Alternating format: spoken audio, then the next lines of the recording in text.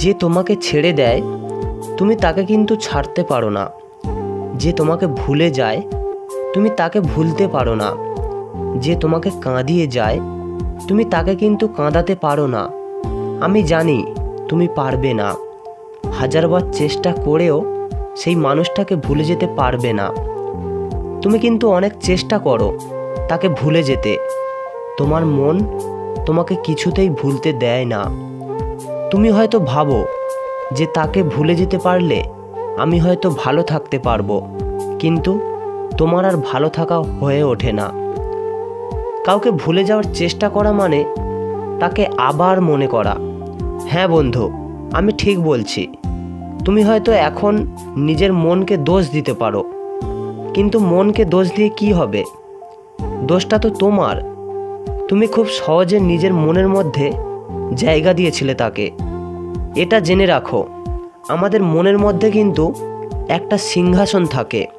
সেই মনের সিংহাসনে যে কেউ কি চাইলে বসতে পারে?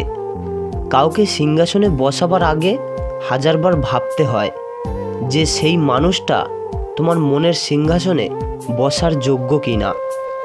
সেই সঙ্গে এটাও দেখে নিও তার মনের সিংহাসনে তোমার জায়গা আছে কি না।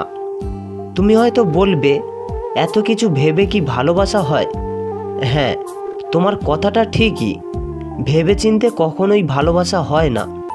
ভালোবাসাটা তৈরি হয়ে যায়, তাই না? তবুও একটু ভেবে কাজ করতে হয়, তা না হলে পরে নিজেকেই দোষ দিতে হয়। তুমি কাউকে মনের সিংহাসনে বসাবার আগে একটু ভেবে নিও, কারণ সেই মানুষটা তোমার হাত ছেড়ে চলে গেলে তোমাকে তখন অনেক বেশি ভাবতে হবে।